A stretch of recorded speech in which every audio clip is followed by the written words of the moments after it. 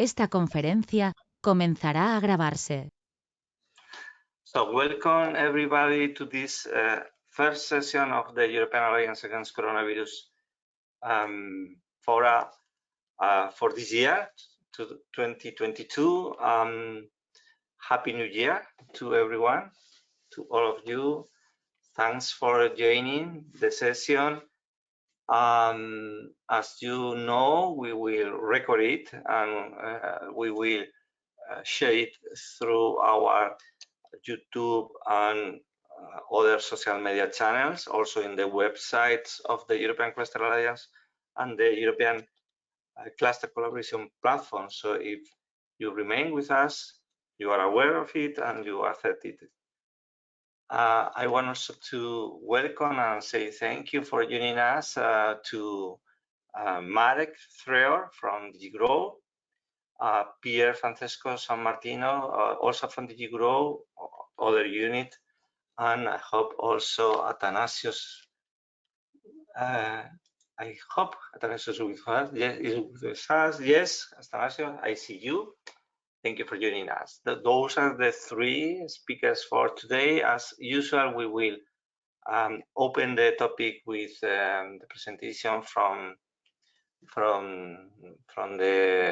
those that are working directly on it.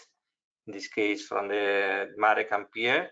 And after the speeches, we will open the floor for every one of you to contribute, to ask, to clarify, to challenge if you want. So, you know, we need to be proactive and creative. This is a co-creation process. Thank you again. And without any more introduction, welcome, Marek. Thank you for joining us. And the floor is yours. Yeah, thank you very much.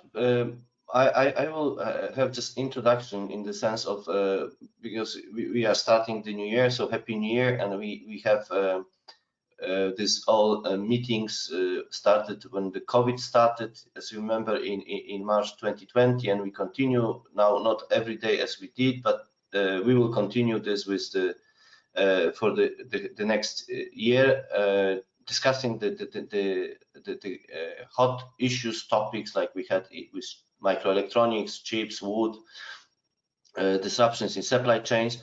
And we start, I'm pretty satisfied we start with something which is the topic which was raised during many times during our discussions, and there were some always issues raised by colleagues from different clusters on homogenization, standardization, so that at EU level, when we have it, it helps very much businesses across Europe.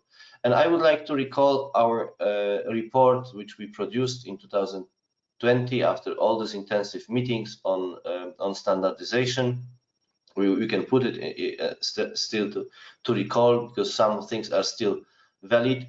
And I will just to recall some of the, I went through and looked at when standardization appeared. And, you know, the first was the standardization need was for this personal protective equipment.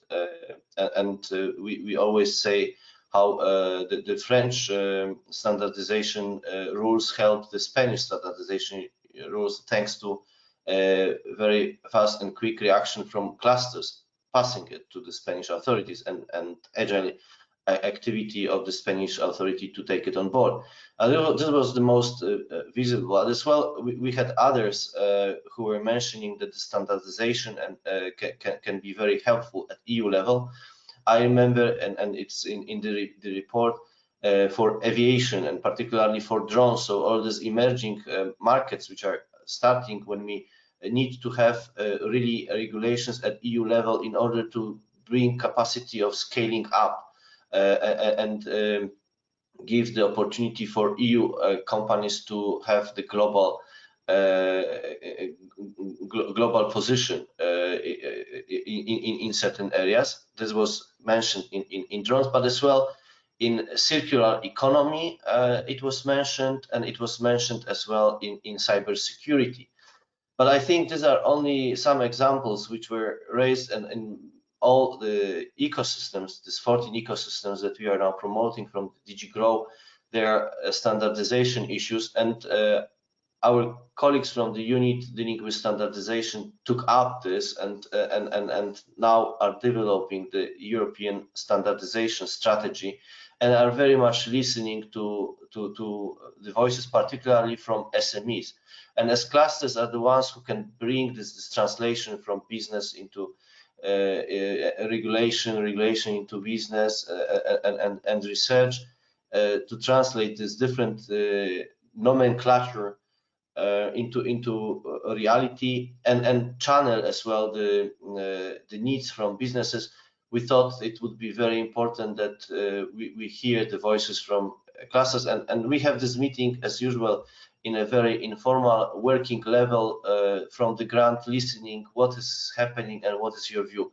And I think Pierre will introduce you to what the European standardization strategy is aiming at, and then we can hear the voice of you, and then have discussions so that your views on this needs for the standardization, what it can help, and in which areas could be very interesting and taken on board by us writing as well the European standardization strategy. So without further delay, let me give the floor to Pier Francesco, who is going to present the main underlying principles for the standardization. So Pier, please, the floor is yours. Yes, thank you, Marek, and thank you, Antonio, for giving me the opportunity to speak to you today. I mean, I'm Pier Francesco Sammartino from DG GROW Unit H3, the Standards Policy. And before that, I've been working within the same DG in the field of radio equipment. So if we can go to the first slide, please. Now, as Marek mentioned, there is a fairly wide attention today to standardization. I mean, obviously, this has been a field that has been always followed by the Commission services. I mean, because inherently and historically also, standardization is linked to the internal well functioning of the internal market. In the latest years, basically the stakeholders have progressively addressed to us challenges, current and future, obviously, of standardization, and this is why a progressive, let's say, a deeper eye was provided to this field. So, as also at the geopolitical level, other countries have recently issued a standardization strategy, which may influence the European standardization. Basically, the Commission had in the past called, that was in June, July, the Commission asked a consultation to all, it was open to all stakeholders, and it was on the Better Regulation portal of the Commission, where we asked that all the European and non-European actors to raise basically the problems on standardization, because it's obvious that the standards are a key tool for the SMEs, for the large companies today, but also for the future, for service providers, network operators, market surveillance authorities, to basically establish a fair functioning of the service market, the internal market, whatever would be standardized. So we received approximately 140 comments. Most of the respondents were associations and large organizations. Public authorities occasionally provided critical positions. One of the striking information that we got from that consultation is that if you go and analyze one by one the companies that replied, only 5 SMEs contributed to the strategy. So it's obvious that,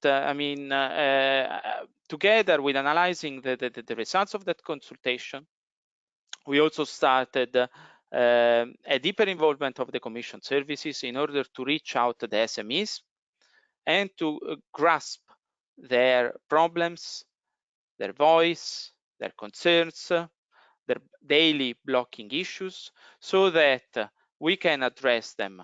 In part, we will address them in the strategy, which will be out on the 2nd of February. So, I mean, any contribution that I will receive today will be a late contribution, but nevertheless, the consultations, the standardization strategy is only the first step.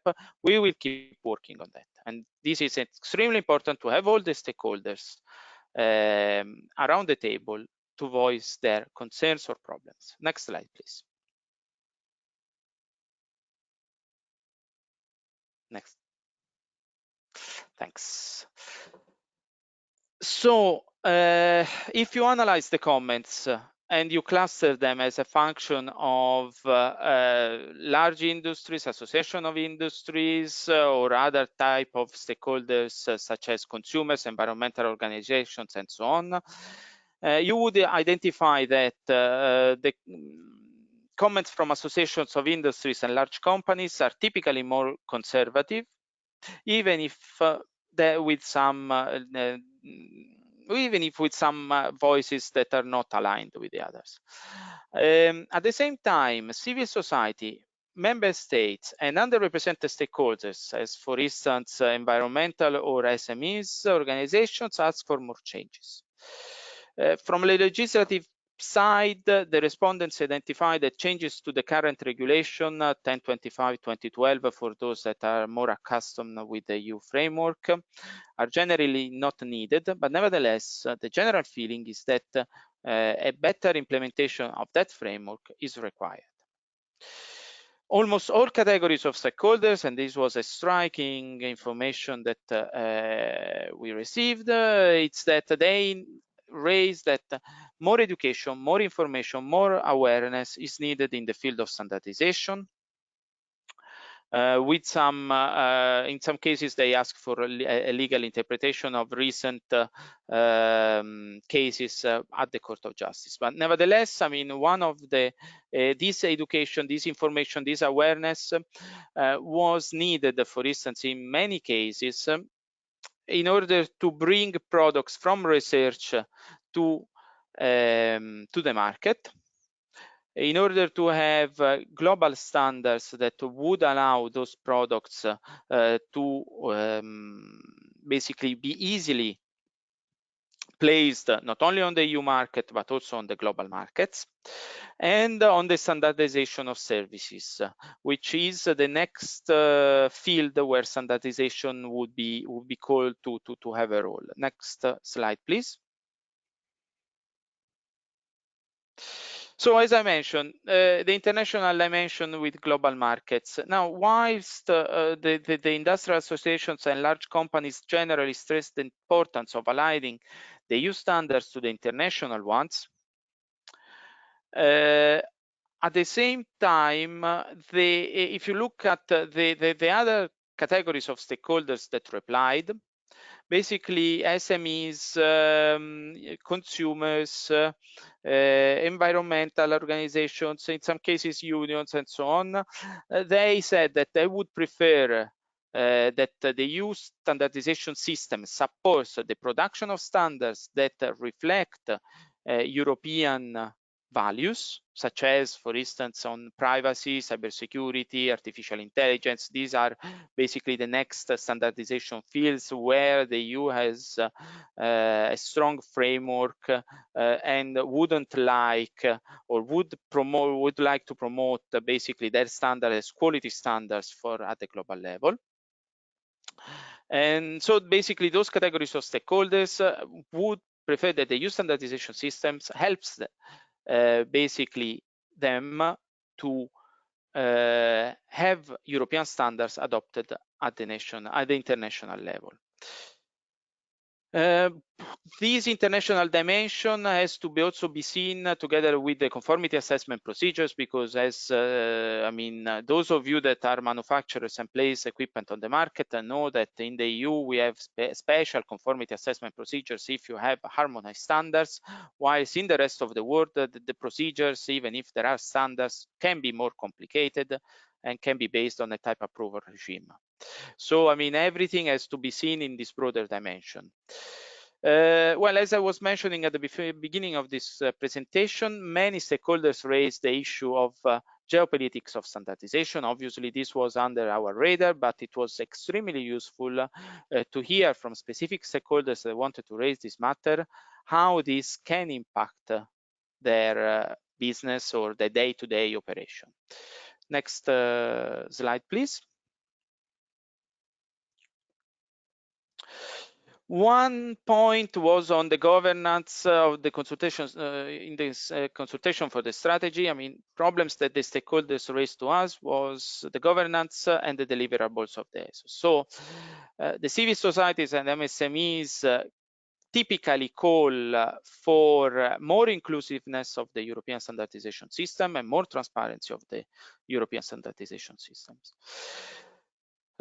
Timeliness, anticipation of needs, effectiveness, and governance of the European standardization system was often questioned. Obviously, we were aware of some problems. In some cases, the replies helped us in going deeper into the core of the matters. Non-industrial stakeholders are called to strike the balance between timeliness and quality when drafting harmonized standards for the European internal market. As I was mentioning also before, the standardization of innovative products and the standardization of services were brought forward as areas where the intervention is needed. For those of you that are more familiar with the standardization system, you may know that with SEN and SENELEC, comments are and the drafting, the approval, and so on are done through the national standardization organizations. And it's obvious that the stakeholders called for improvements also in the role of those organizations that obviously are being discussed within the broader standardization strategy within the Commission. Next slide, please. So this was an anticipation of basically some of the comments that we received. What can be expected in the strategy? Well, actually, the text will be out on the 2nd of February. I cannot disclose with you basically its draft today, because obviously that would be subject to political scrutiny and political decision, and we are at a later stage, but nevertheless we are still incorporating comments from different colleagues and different cabinets of commissioners.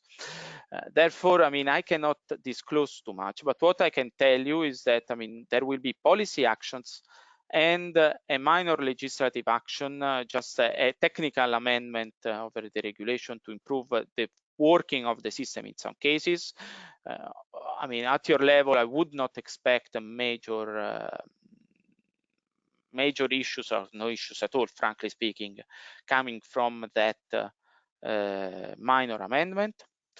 Nevertheless, all stakeholders, all organizations, everybody that is involved in the standardization system will be called to have a more active role, because one thing that was identified is that in some cases, there is an inertia and people do not have an active role.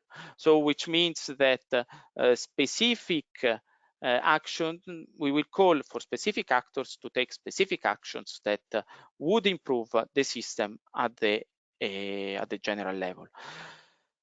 It's obvious that this is not a one-day exercise. So if it is important, and this is why I'm happy to be here today, that recurrent, long-standing problems are identified so we can address them and we can finally resolve them.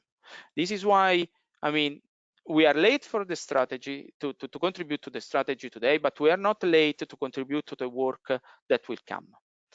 And you now have my contacts, the contacts of my services. There will be future consultations probably well, not in the next months, but I mean, at least in some future, let's say in the order of 6 months, 1 year. Nevertheless, I mean, that we have never denied a continuous dialogue with all the stakeholders that have approached us. Next slide, please. So just to show that indeed there is the will to action, because even before having the strategy out, we have taken a first action with the ESOs, which is a task force, which would basically concern 2 major work streams. The first one is the identification of priorities and the anticipation of needs. We need a more political and policy-driven output. Examples that are being discussed, for instance, are, I mean, the standardization of low carbon emission technologies, because obviously they are essential for the green transition. And in some cases, the stakeholders noted that, I mean, we are lagging a bit behind the production of standards that would guarantee that we meet the green transition. Now, other cases that are discussed are, for instance, hydrogen, artificial intelligence, because obviously those are the challenges of today, at least from what we could hear from the general society. It's obvious that if today or tomorrow or in the next months you can raise one issue that it's deemed to be of political and policy attention, obviously we will have no problems in addressing it to the ESOs in a task force or in a structural dialogues that we have with them. I mean, we are in a constant contact, as you can imagine, with them. Second work stream that is being discussed in the task force is improving the procedures on both sides to ensure the quality of the European deliverables, hence stands for harmonized standards, and the timeliness of the European deliverables, so that, I mean, those that use those standards have an easier life to access also the global markets when at the same time the ESO's work, the European Standardization Organization's work to make those standards international. So a first workshop with the stakeholders that recapped some of the discussions that we had so far was on the 16th of November, was held on the 16th of November. A second one will show the further processes that we achieved and is planned for February or March this year. So just in a few months. The data is still to be decided. But nevertheless, I mean, not only we are hearing from the stakeholders, but we are happy also to provide progresses on the work that we are doing in that respect. And this is why, I mean, I would take the opportunity of speaking with you today to raise the problems that you have, to discuss with you how you can best contribute. Everything, any input that you may give to us, it's extremely appreciated, and you can take my word that, I mean, it will be extremely heard, and it will be followed up. So that concludes basically my presentation. And I would be happy to discuss with you later today on that. Okay, thank you. Grazie mille, Pierfrancesco. Okay, wonderful introduction. And now we are going to hear Athanasios Kostandopoulos from CERT in Greece, that, if I am not mistaken, was our representative in the workshop that was held in November. Is that right, Athanasios? I cannot remember right now, but I believe that I was, because there were too many meetings, but I think so, yes. First of all, let me also wish Happy New Year to everybody. And, you know, I hope that this kind of meetings will be possible to have in the future also, you know, with physical presence.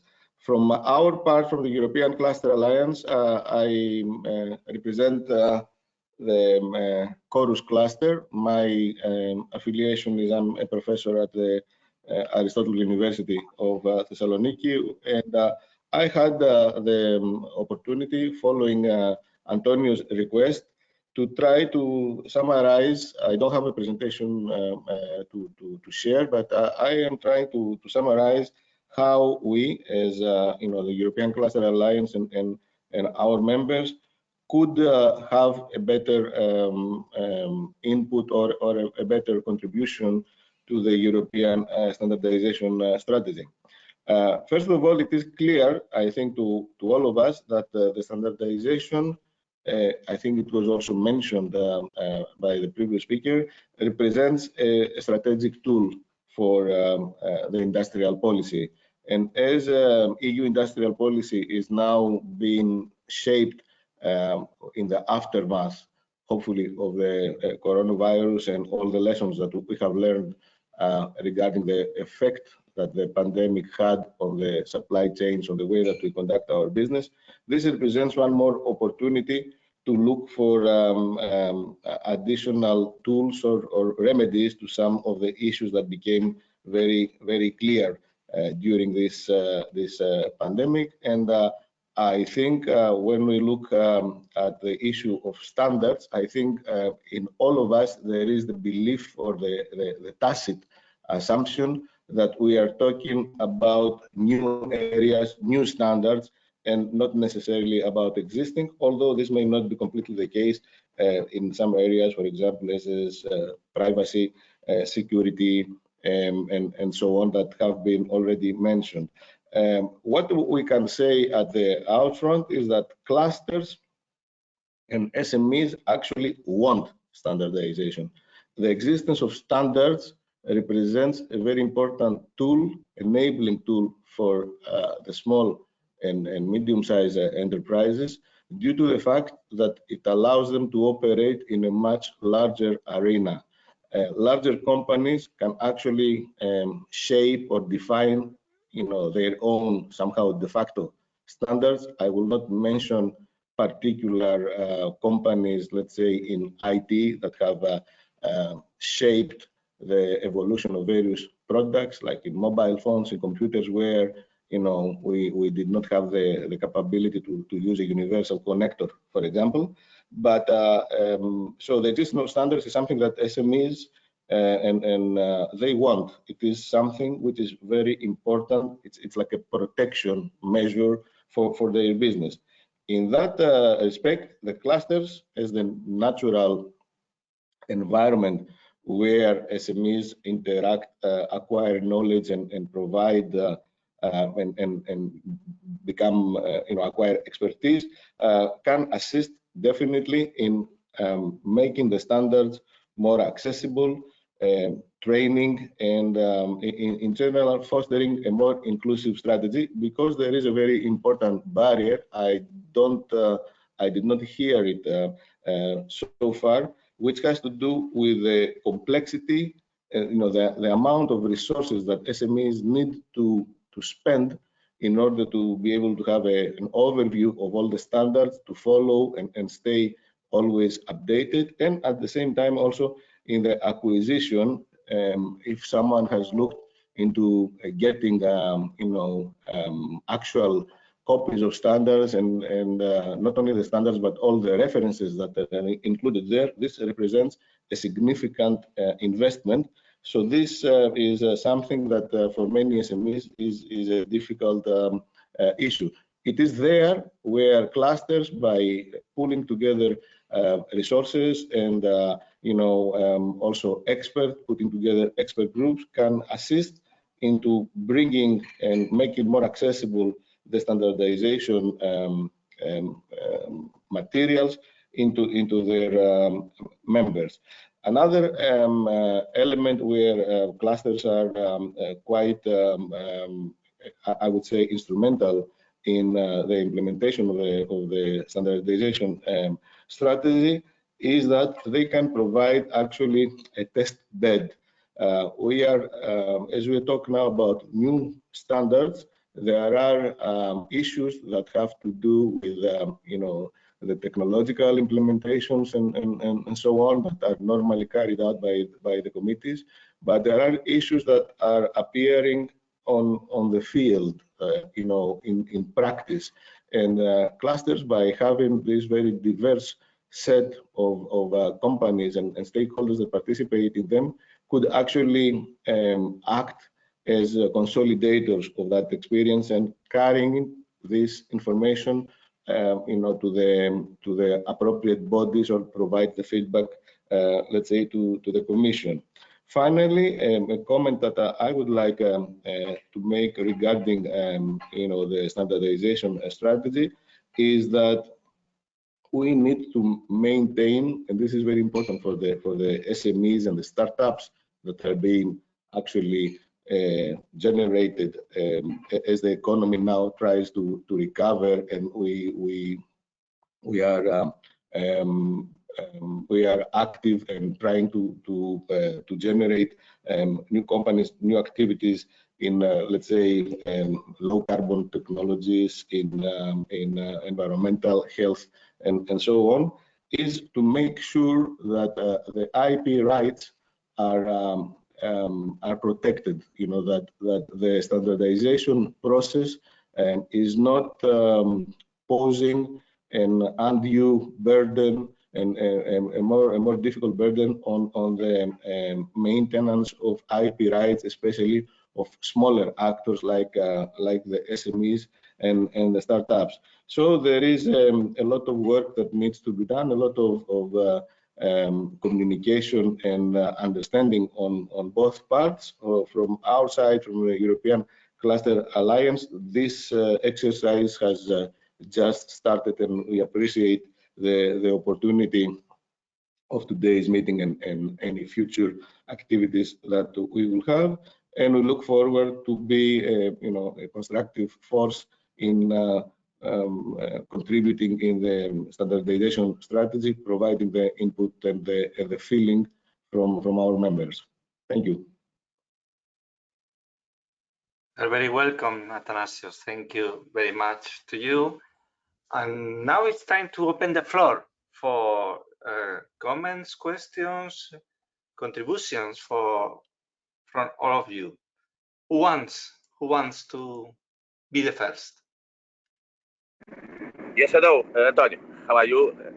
Happy New Year for everybody. Can I make a very short question to Francesco? Francesco, I think it's very important to develop within the ecosystems and the companies a culture of good and normal standardization. How do you think we can develop this culture, and what can be the role of universities and centers of innovation on this agenda? Thank you.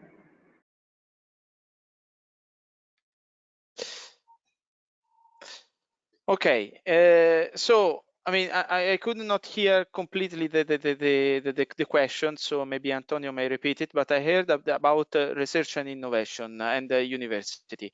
There are specific provisions already in the legislation for the ESOs to cooperate with universities.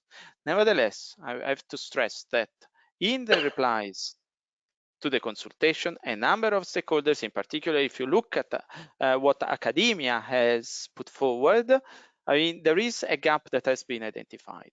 That is the passage from research to standards, because I mean, it's obvious that standards are are supposed to be there when they are more and mature technology. But if you think about all the work that the startups are doing in order to basically put new products on the market, new ideas on the market, they need to be helped in establishing those technologies through standards.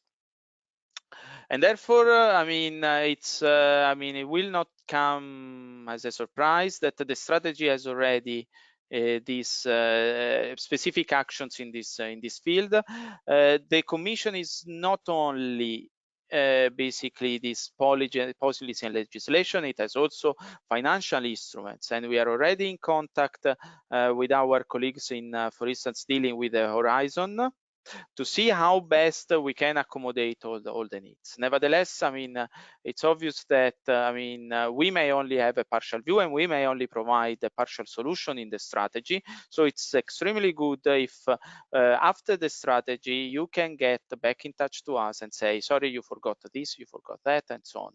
In some cases, we have already started dealing with the ESO, saying, sorry, you have a provision in the regulation, how are you best implementing it? In parallel, there will be a new action, obviously. And in parallel, we will see whether financial instruments can be used. Then for the rest, for the first part of the question, if someone can repeat it to me, it would be appreciated. Yeah, it was a very general one about how do you think that could be the approach for developing the strategy. But I think we could let it as an open discussion. I will invite the rest of the attendants to comment or question.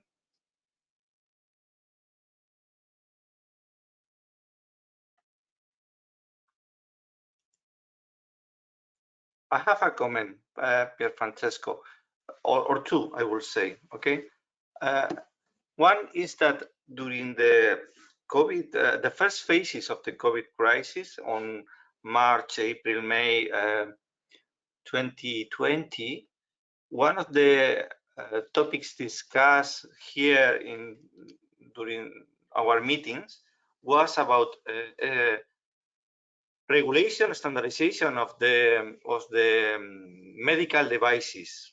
Okay, and one of the big problems was that every country need to approve the standards for the sample for the mask.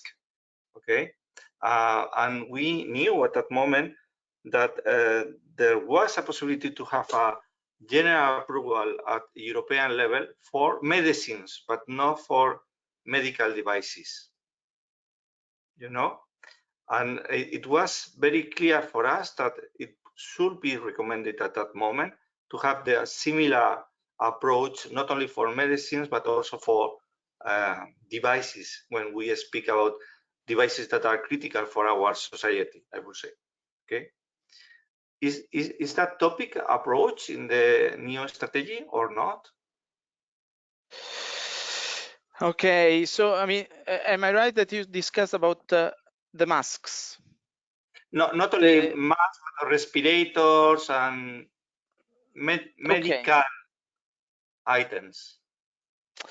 Okay, I mean, in the crisis on the COVID crisis, especially in the first months, actually, I was in the unit that was dealing with the personal protective equipment, even if, thank God, between us, I was not dealing with the file because, I mean, the colleagues were under huge stress, actually, and huge pressure. I mean, for the masks, for instance, we have specific internal market rules, and we have specific internal market standards, harmonized standards for placing those PPE masks on the market. Actually, so the FFP1, 2, and 3 on the market. So it was clear at some point that we needed more masks than those that were on the market. So together with, I mean, at the same time, the Commission is always bound by the regulation. So nevertheless, we worked fairly hard with the member states and with our legal service to find the legal way to have more masks placed on the market. For instance, all these fabric masks that, I mean, were available, especially in the first time, that were not the perfect barrier, but nevertheless were a sort of a barrier. So we facilitated actually the placing on the market of those things. In parallel with the medical devices, again, the principle is basically the same. There are specific standards that facilitate the placing on the market of that equipment.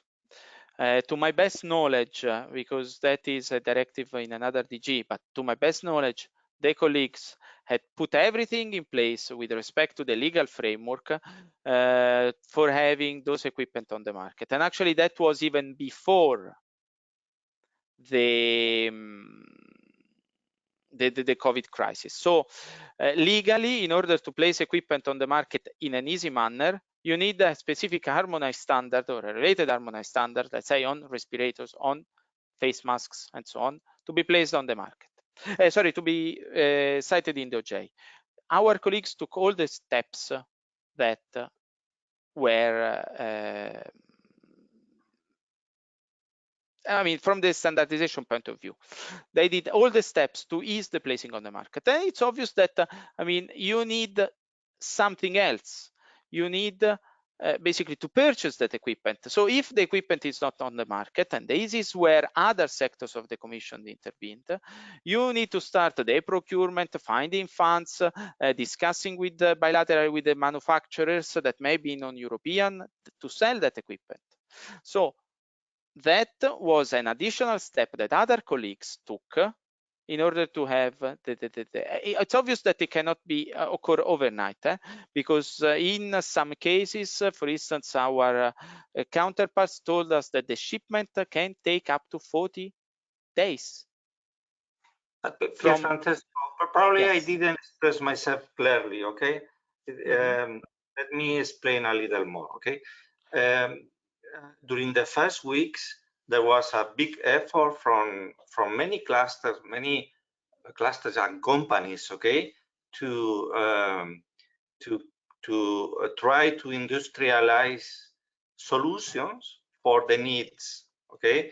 And one of the problems was that every new model should be approved not at European level but at national level, okay, and that was very complex. And in fact, there were some countries where I know that there were general standards, okay, but at the end, those general standards were depending on the approval of every one of the countries for those medical or medical applied devices, okay. On the other side, we knew, because we were informed, that for medical therapeutics, okay, for medicines, it was possible to have a European approval for the medicine, general for all the European countries, okay? So I don't know if it depends on your department or not, okay? But the general idea, the need that we detected is for those items being not only medicines, but also devices or physical items like masks that are critical for our society. It will make sense to have a way to approve them at European level for all the countries at the same level, at the same time, and very quickly. Okay, I see your point, but I would need for instance, one example. You can put it in writing to me and then we will follow it up, because I will tell you how the general legislation works. So internal market legislation. I mean, if you comply with a harmonized standard, you can place the equipment on the market. In the case of medical devices, you may have, together with the standard, only on specific products, you may undergo a certification, but the certification is not member states by member states. It's basically one notified body, which is the technical name of the organization, should give you the authorization, and then you can place it on all the European market. So that is the principle of the internal market legislation. And I'm surprised, honestly, that you identified some blockings within the placing on the market of products, because the medical device regulation and the PPE regulation, they allow a tool, it's a legislative tool that would allow placing on the market on the entire union. If you comply, for instance, with the specific harmonized standards that is listed, and they were, or if you basically have the approval of a notified body, which in some cases is needed. So this may depend on the authorization that some member states have on putting into operation specific equipment. But honestly, I would need more info. So if you provide me with one example, I can provide you back with a reply from the relevant colleagues, because actually that is an extremely useful test case for us to understand whether we would need more improvement on the European harmonized legislation. Because what you are telling me is indeed a bit, let's say, took me off guard, to be honest, because the internal market legislation allows the circulation of the goods throughout the entire union territory. Okay. We will take explore the records, okay, and send you information of the case. Okay. Yes, please. We could be wrong, but I think that it was extensively discussed here. Okay. But the blockage was really on the placing on the market. On the certification process. Okay, because on the certification, in some cases, as I was mentioning before, you would need a certificator to do that. My experience with the radio equipment is that if you go to a notified body, then for medical devices it can be different, honestly, because the regulation is also different. But let's say 2 weeks on average as a rule of thumb, and then you get your certificate. We will look for the references. And I don't want to monopolize the discussion.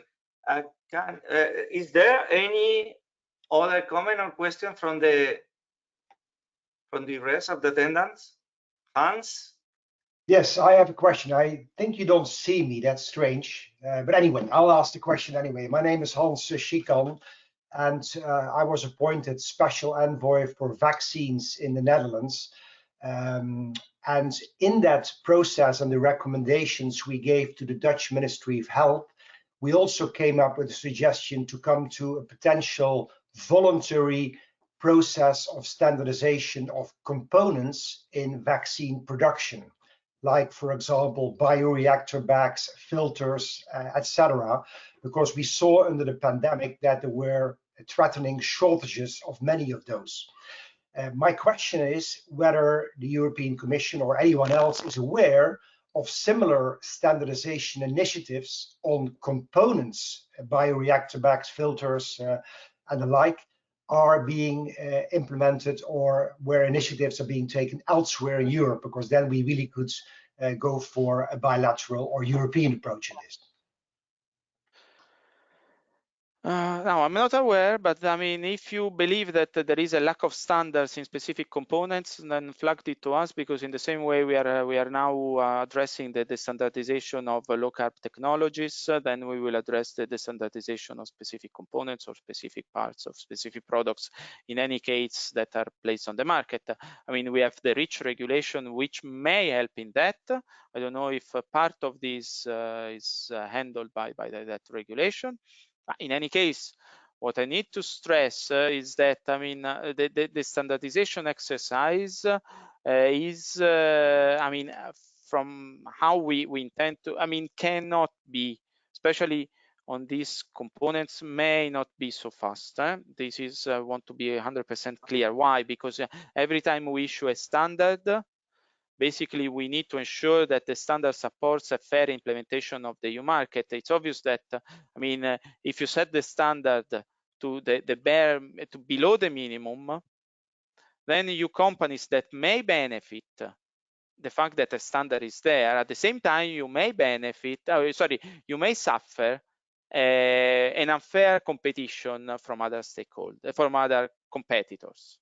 So, I mean, it's always the matter of striking. It's obvious that if we put the bar too high, then your competitors, yes, would have problems to access the market, but also you would have problems to access the market. And I don't think that this is a scenario that you want as well. So it's important to, at any time that we speak about standards, to have clear in mind specific thresholds that would allow the market to behave, to be fair. I mean, the internal market to have a fair functioning, at the same time to allow, let's say, consumers, users, patients, and so on, to have a good level of safety.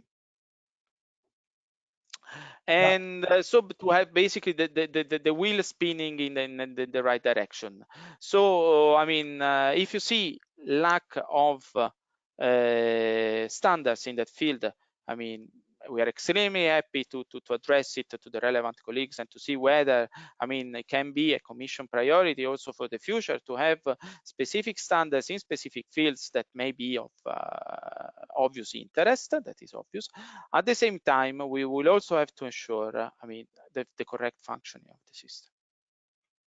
Thanks for your comments. It's that balance indeed between, on the one hand, indeed the open market and competition versus a situation where there are constraints in certain components, and standardization then could be a solution. But thanks for your comments, and we are initiating that project and keep you up to date on what's happening there. Thanks. Thanks to you, Hans. And I'm sure that you could have direct contact with the unit from Pier Francesco, but if you want to translate or to exchange some proposals through us, don't hesitate to also contact us, okay? Who else?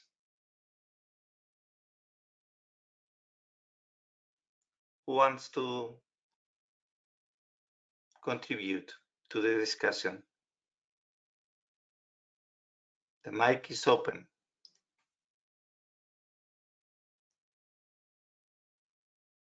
Another point where we are directly involved, Gianfrancesco, is on standardization for the advanced manufacturing. You know, we have been working on we, meaning in that case the cluster that I manage and many other clusters across Europe. There are more than 500 clusters working on digitalization on Europe. That means thousands and thousands of companies collaborating on that area, okay? And we know that advanced manufacturing is one of the main strengths from Europe in the global market, okay? But there are not clear standards on that point, okay? We are not speaking only about artificial intelligence, that is one part of it, okay? Or a very related, very close tool, because artificial intelligence is for everything. We are speaking about standardization in communication between devices, for example, at the floor level, okay, in the plant level, in the factories, okay. And I think that there is a clear opportunity for Europe to create the standards that should lead the world, okay, to if you want to impose those standards at worldwide level, because as I said, we are very strong at that point. And I don't know if we are working on it clearly. I know that there are several initiatives, okay? So you can tell me that there are initiatives, we know, but I don't know if they are strong enough or quick enough. In fact, we had a meeting over it on I think it was, I don't remember what expert group, okay? And the proposal was to have some kind of agreement on on tourism, another standardization for tourism, for digitalization for tourism. And the proposal was to have some kind of implemented agreement for 2030. And for me, it was kind of, you are crazy. That is so late. It's not. The market will advance far quicker than that. We need to be more agile on our activities if we want to be leaders. Okay, so that is just a comment from my side, from our side. Okay, I think that we need, if we want to lead several areas, we need to really invest in them. And I think that there is a willingness from our side, and also from the enterprise side, to contribute, okay? But we need to be more ambitious or quicker if you want. I mean, tend to agree with you on almost anything, in the sense that, I mean, our ESOs report to us that are working on interoperability standards. So those are sort of different standards. They are not for placing equipment on the market, but are basically a sort of interoperability. In few cases that can be mandated through EU legislation. In other cases, it's basically a voluntary implementation. But it's obvious that if there is a well-established standard that it's, I mean, and it is used, I mean, by the majority of enterprises or service providers, it's obvious that they will, it will take up. Now, our standardization organizations have initiatives, as you were mentioning, that on this industrial automation, Industry 4.0, and so on. At the same time, I can tell you that where specific needs for standards even were raised, we could issue what in a financial term is called an action grant to the ESOs with precise objectives, precise deadlines that are not 7 years or that are not for 8 years, to establish 1, 2, 3, 5, 15, whatever it's suitable for the action, standards to do specific tasks. So Industry 4.0 is obvious, it's an obvious priority, and you can read it in many Commission documents. If you see the need of specific, the real issue is the specificity. We need to understand what we need to ask, because if we go to the ESOs and we give them X million of euros or X 100,000 of euros to develop one standard on interoperability for Industry 4.0, maybe that, I mean, the volunteers there, the industry represented there are focused on, let's say, IoT, and they would develop something on IoT. Whilst on the contrary, you may need something that is specific to a technology, and those standards are not suitable. So we lost the opportunity. So this is why we need the input, because honestly, I mean, even if I'm an electronic engineer, I wouldn't know how to help you in that respect.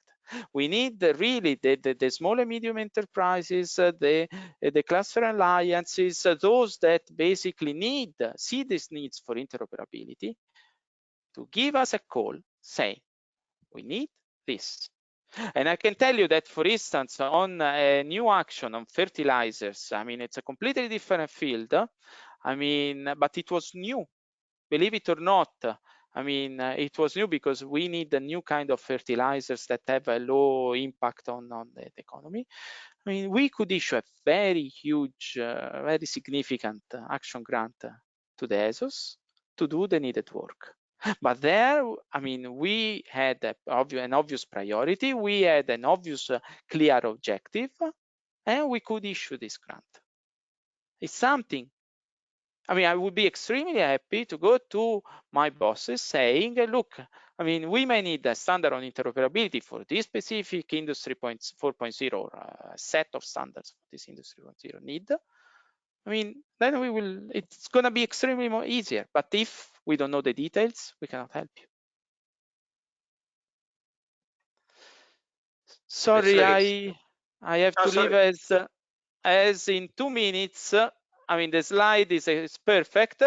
We have the next meeting with the task force for the ESOs to ensure timely delivery and quality of the standards. I mean, it really suits the discussions that we have now. But I want to thank you very, very much for the opportunity that you gave to me today. Don't be shy, get in touch with us, tell us all your needs, and we will at least discuss them. And I mean, there is all our hope that we will be able to find solutions with you. Thank you, grazie mille, Pier Francesco, for being here, and we repeat our offer to contribute to your efforts, and thank you for the opportunities that you open to us. So, looking forward for our next things. Yes, please. Thank you to all of you. Bye-bye. Bye. Okay, so we close the session. Thank you for being here. You will receive soon the invitation to the next sessions, And I look forward also to meet you again. Thank you very much. Bye.